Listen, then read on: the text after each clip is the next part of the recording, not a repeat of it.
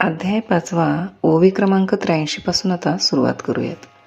ते अज्ञान जै समूळ तुटे, तै भ्रांतीचे मसेरे फिटे, मग कर्तृत्व प्रकटे मज ईश्वराचे. ते अज्ञान जेव्हा समूळ नाहीसे होते तेव्हा ब्रह्मरूप काळोखी नाहीशी होते. असे झाले म्हणजे मग ईश्वराचे अकर्तेपण स्पष्ट समजून येते. इथ ईश्वरू एकू अकर्ता, ऐसे मानले जरी चित्ता, तरी तोची मी हे स्वभावता आधीची आहे. अशा प्रकारे ईश्वर हा अकर्ता आहे अशी जर मनाची खात्री झाली तर तोच मी आहे हे पूर्वीपासून सिद्धच आहे. तेव्हा अर्थात मीही अकर्ता आहे हे सिद्धच झाले. ऐसे विवेके उदो चित्ती, तयासे भेदो कैंचा त्रिजगती, देखे आपुलिया प्रतीती जगची मुक्त. याप्रमाणे विवेकाने ज्याचे मनात उजेड पडतो त्याला या त्रिजगतात भेद कुठला? आपले अनुभवावरून सर्व जग मुक्तच आहे असे तो समजतो. जैशी पूर्व दिशेच्या रावळी, उदया येतांची सूर्य दिवाळी, किम येरी ही दिशा तियेची काळी, काळीमा नाही. कसा तर पूर्वेस सूर्य उगवताच प्रकाश पडतो, त्यावेळेस दुसऱ्याही दिशांचा अंधार नाहीसा होतो. त्याप्रमाणे. श्लोक 17. तद्बुद्ध्यस्तदात्मान स्तन्निष्ठास्तत्परायणः गच्छन्त्य पुनरावृत्तिं ज्ञाननिर्धूतकल्मषः. अर्थात परमार्थ तत्वामध्येच ज्यांची बुद्धी आहे, जे तद्रूप झालेले आहेत त्यातच त्यांची निष्ठा आहे. ते तत्व हीच त्यांची परागती आहे. ते ज्ञानाने ज्यांचे पाप पार नाहीसे झाले आहे असे होतात. पुनर्जन्म राहिल्यास मोक्षास प्राप्त होतात. बुद्धिनिश्चय आत्मज्ञान ब्रह्मरूप भावी आपण ब्रह्मनिष्ठा राखे पूर्ण तत्परायण हरनिशी. ज्याच्या बुद्धीचा निश्चय आत्मज्ञानाविषयी आहे व जो आपण आपल्याला ब्रह्मरूप मानितो आणि रात्रंदिवस ब्रह्मपरायण होऊन आपली ब्रह्मस्थिती पूर्णपणे राखतो. ऐसे व्यापक ज्ञान भले, जयांची या हृदया गिवसित आले, तयांची समता दृष्टी बोले विशेषू काही. असे सर्व व्यापक ज्ञान ज्यांना शोधित आले त्यांची समदृष्टी होते. हे विशेष करून शब्दाने बोलून काय दाखवावे? एक आपण पांची जैसे, ते देखती विश्व तैसे, हे बोलणे कायसे नवलू येथ. जसे ते आपणास सच्चिदानंद ब्रह्मरूप आहोत असे समजतात, त्याप्रमाणे ते सर्व विश्वाला मानतात. यात आश्चर्य ते काय? परी देव जैसे कौतिके, कहीची दैन्य न देखे, का विवेकू हा नोळखे, भ्रांती ते जेवी. ज्याप्रमाणे भाग्य हे कौतुकाने देखील दारिद्र्याचा अनुभव घेत नाहीत किंवा विचाराला जशी भ्रमाची ओळख देखील नसते, ना तरी अंधकाराची वाणी, जैसा सूर्यो न देखे स्वप्नी, अमृत नायके कानी मृत्यू कथा. किंवा सूर्य जसा स्वप्नात देखील अंधकाराचे स्वरूप पाहत नाही किंवा अमृत कानावर मृत्यूची वार्ता ऐकत नाहीत. हे असो संतापू कैसा, चंद्रू न स्मरे जैसा, भूती भेदूने न ती तैसा ज्ञानी येते. हे असो, परंतु ज्याप्रमाणे चंद्र हा उष्मा कसा आहे हे जाणत नाही, त्याचप्रमाणे ज्ञानी जे आहेत त्यांना प्राणीमात्रात फरक दिसत नाही. श्लोक 18.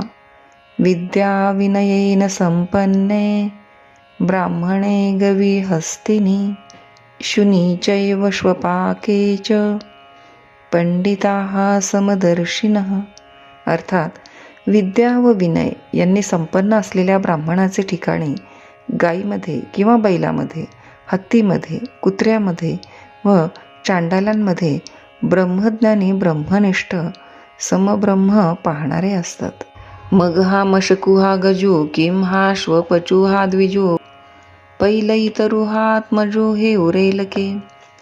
मग हे मशक किंवा हा हत्ती, तसाच हा अंत्यज किंवा हा ब्राह्मण, तसेच माझा मुलगा किंवा दुसऱ्याचा, हे त्यांच्यापाशी कोठून उरणार? ना तरी हे धेनू हे श्वान, एक गुरु एक हीन, हे असो कैचे स्वप्न जागतया. ही गाय अथवा हा कुत्रा, एक थोर एक लहान, अशा तऱ्हेचे द्वैतभावाचे स्वप्न अद्वैत बोधाचे ठिकाणी जागृत असलेल्या पुरुषांना कोठून पडणार? एथ भेदू तरी की देखावा, जरी अहंभाव उरला होवावा, तो आधीची नाही आगवा, आता विषमू काही. जेथे मीपणा उरला असेल तेथेच भेद दृष्टीस पडेल, परंतु तो जेथे अजिबात नाहीसा झाला असेल तेथे भेद कुठून असणार. श्लोक 19. इहेव तैर्जितः सर्गो येषां साम्ये स्थितं मनः निर्दोषं हि समं ब्रह्म तस्मात् ब्रह्मणि ते स्थिताः. अर्थात ज्यांचे अंतःकरण सर्व भूतातील साम्यामध्ये स्थित असते त्यांनी या शरीरात असतानाच जिवंतपणेच पुढील जन्म जिंकला आहे. कारण अक्षर आत्मतत्व सर्व दोषशून्य व सर्वत्र सम आहे, म्हणून ते सर्व ब्रह्मामध्ये स्थित असतात. म्हणून सर्वत्र सदा सम ते आपणची अद्वय ब्रह्म, हे संपूर्ण जाणे वर्म समदृष्टीचे. म्हणून ज्याची नेहमी सर्वत्र सारखी दृष्टी आहे तो स्वतःच अद्वितीय ब्रह्म आहे. ही समदृष्टीची पूर्ण खूण आहे असे समज. जी ही विषय संगू न सांडिता, इंद्रियांते न दंडिता, परिभोगिली निसंगता कामने विण. ज्याने विषय संग तर सोडला नाही आणि इंद्रियांना दंडही केला नाही असे असून संपूर्ण भोग भोगीत असतानाही वासना नसल्यामुळे अकर्तेपणाचा अनुभव घेतला आहे. जिही लोकांचे निआधारे लौकिकेचे व्यापारे, परी सांडिले निदसुरे लौकिको हे. ज्याने लोकांच्या आश्रयाने वागून आणि सर्व व्यावहारिक व्यापार करूनही लौकिकात असलेले अज्ञान सोडून दिले आहे. जैसा जना माझी खेचरू, असं तुची जना नोहे गोचरू, तैसा शरीरी परिसंसारू नोळखे तया ते. पिशाच्य ज्याप्रमाणे सर्व लोकात असूनही दिसत नाही, त्याप्रमाणे तो पुरुष शरीरधारी असूनही संसार त्याला ओळखीत नाही. हे असो पवनाचे निमेळे, जैसे जळींची जळ लोळे, ते आणिके म्हणती वेगळे कल्लोळ हे. हे असो, वाऱ्यामुळे पाण्यात पाणी उसळते, पण त्याला ज्याप्रमाणे इतर लोक पाण्याहून वेगळ्या लाटा असे म्हणतात, तैसे नाम रूप तयाचे, रवी ब्रह्मची तोसाचे, मग साम्य आले जयाचे सर्वत्र गा. त्याप्रमाणे ज्याचे मन सर्व ठिकाणी समतेला पावले आहे, त्याचे शरीर आणि नाव ही जरी जगाप्रमाणेच आहेत तरीही तो साक्षात ब्रह्मच आहे. ऐसेनी समदृष्टी जो होय, तया पुरुषा लक्षणही आहे. अर्जुना संक्षेपे सांगेन पाहे अच्युत म्हणे. भगवान म्हणतात, अर्जुना, अशी ज्याची समदृष्टी झालेली आहे त्या पुरुषाचे लक्षणही आहे, ते थोडक्यात तुला सांगतो, ऐक. श्लोक 20. न प्रहर्षेत प्रियं प्राप्य, नोद्विजेत प्राप्य चाप्रियं, स्थिरबुद्धिरसम्मूढो ब्रह्मविद ब्रह्मणी स्थितः. अर्थात इष्टवस्तूला किंवा परिस्थितीला प्राप्त होऊन अतिशय रुष्ट होऊ नये आणि तसेच अनिष्ट वस्तूला किंवा अवस्थेला प्राप्त होऊन उद्विग्न होऊ नये. ज्याची बुद्धी स्थिर आहे, ब्रह्म निर्दोष व सम आहे, याविषयी ज्याला संशय नाही, त्यामुळे ज्याला समोह झालेला नाही, असा ब्रह्मवेत्ता ब्रह्मामध्ये अवस्थित असतो. तरी मृगजळाचे निपुरे, जैसे न लोटीचे कांगिरीवरे, तैसा शुभाशुभी न विकरे पातलिया जो. ज्याप्रमाणे मृगजलाच्या पुराने डोंगर वाहून जात नाहीत, त्याचप्रमाणे जो चांगली किंवा वाईट गोष्ट मिळाली असता तिच्यापासून विकार पावत नाही. तोची तो निरुता, समदृष्टी तत्वता, हरी म्हणे पांडुसुता, तोची ब्रह्म. तोच खरा. श्रीहरी म्हणतात, अर्जुना, त्यानेच समदृष्टीचे तत्व जाणले आणि तोच स्वयमेव ब्रह्म होय. श्लोक 21. बाह्यस्पर्शेष्वसक्तात्मा, विन्दत्यात्मनि यत्सुखं, स ब्रह्मयोगयुक्तात्मा सुखमक्षय्यमश्नुते. अर्थात शब्दादी बाह्य विषयांमध्ये ज्याचे अंतःकरण आसक्त झालेले नसते, तो प्रत्यगात्म्यामध्ये जे स्वरूप भूतमुख असते ते अनुभवितो. तो ब्रह्मामध्ये जो योग म्हणजे चित्ताची स्थिरता, चित्त समाधान, त्याने ज्याचे चित्त युक्त आहे असा तो क्षय न पावणारे नित्य सुख अनुभवितो. जो आपण पै सांडूनी कही इंद्रिय ग्रामावरी येण्याची नाही, तो विषय नसेवी हे काही विचित्र येथ. जो आत्मस्वरूपाला सोडून कधीही इंद्रियाधीन होत नाही, तो विषयांचे सेवन करीत नाही, यात नवलते कोणते. सहजे स्वसुखाचे नियापारे, सुरवाडलेनी अंतरे, रचिला म्हणून बाहिरे पाऊल न घली. आत्मसुखाच्या पूर्णतेने त्याचे अंतःकरण स्वाभाविकताच संतुष्ट झालेले असते, म्हणून तो बाहेर पाऊल टाकीत नाही. इंद्रियांकडे त्याचे मन वळत नाही. सांगे कुमुद दळाचेनी ताटे, जो जेविला चंद्रकिरणे चोखटे, तो चकोरू काही वाळुवंटे चुंबी तू असे.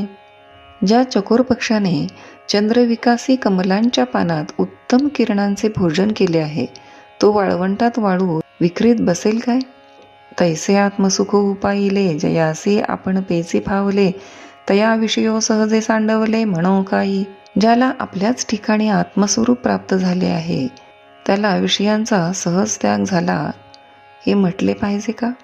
एरवी तरी कौतुके, विचारुनी पाहे पानिके, या विषयांचे निसुखे जकविती कवण. बाकी या विषयांच्या सुखाने कोण फसतात, याचा कौतुकाने आपल्याशी सहज चांगला विचार करून पहा. श्लोक 22. ये हि संस्पर्शजा भोगा, दुःखयोनय एव ते, आद्यन्तवन्तः कौन्तेय, न तेषु रमते बुधः. अर्थात कारण जे इंद्रिये व विषय यांच्या संबंधापासून होणारे भोग सुखानुभव, ते सर्व दुःखांची बीजेच आहेत. तसेच ते उत्पत्ती व नाश यांनी युक्त आहेत. हे अर्जुना, पंडित तत्वज्ञ त्या विषयांमध्ये रममान होत नाही. जिही आपण पे नाही देखिले, त्याची इही इंद्रियार्थी रंजले, जैसे रंक काळू केले तुषांते सेवी. ज्याप्रमाणे दरिद्री माणूस भुकेने व्याकुळ झाल्यावर कोंडा देखील खातो, त्याप्रमाणे ज्यांनी आत्मस्वरूपाचा अनुभव घेतला नाही, तेच ह्या इंद्रियांपासून होणाऱ्या विषय सुखात रममान होतात. ना तरी मृगे तृषा पीडिते, संभ्रमे विसरोनी जळांते, मग तोय बुद्धी बरडिते ठाकुनी येती. किंवा तहानेने व्याकुळ झालेली हरणे भ्रमाने खऱ्या पाण्याला विसरून माळ जमिनीवर उत्पन्न होणाऱ्या उन्हाच्या झळ्यांनाच पाणी असे समजून धावून येतात. तैसे आपण पे नाही दिठे, जया ते स्वसुखाचे सदा खरांटे, तया असीची विषय हे गोमटे आवडती. त्याप्रमाणे ज्यांनी आत्मसुखाचा अनुभव घेतला नाही, ज्यांना आत्मसुखाचा नेहमी तोटा असतो, त्यांनाच हे विषय सुख चांगले असे वाटते. एरवी विषयी सुख आहे, हे बोलणेची सारिखे नोहे, तरी विद्युत स्फुरणे का न पाहे जगा माझी. सहज पाहिले असता विषयात सुख आहे असे म्हणणेच योग्य नाही. तथापि सुख आहे असे धरून चालले, तर मग विजेच्या चमकण्यापासून पडणाऱ्या उजेडात जगातील व्यापार का न व्हावे.